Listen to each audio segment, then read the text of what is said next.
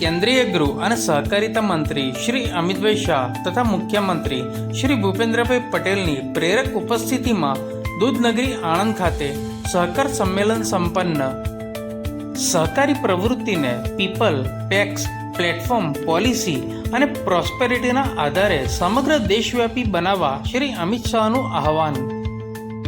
દેશના સહકારી આગેવાનોને પારદર્શિતા, ટેકનોલોજીનો સ્વીકાર અને સભાસદોના હિતોને કેન્દ્રમાં રાખવા કેન્દ્રીય સહકાર મંત્રીશ્રીનો અનુરોધ. અમૂલ ડેરીને ચોકલેટ, દૂધ, દહીં અને મોઝરેલા ચીઝના એક્સટેન્શન પ્લાન્ટ અને મણિબેન પટેલ ભવનનું લોકાર્પણ.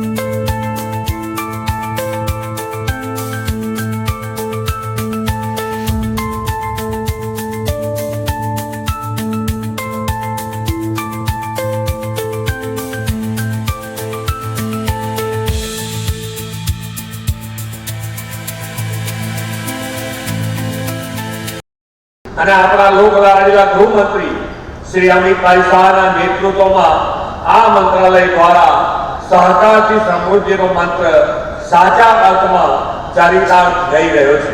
देश में सहकारिता को मजबूत करने की संकल्प की मुट्ठी बीचिए और प्रचंड आवाज से बोलिए, भारत माता की.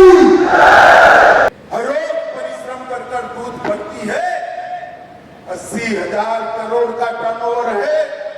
अगले साल की बैलेंस शीट 1 लाख करोड़ की आएगी और इसका मुनाफा मेरी ये 56 लाख बहनों के अकाउंट में जाएगा. नमक उत्पादन करने वाले हर मजदूर के लिए अमूल की तरह एक सशक्त कोऑपरेटिव आंदोलन बनेगा, इसका मुझे विश्वास है.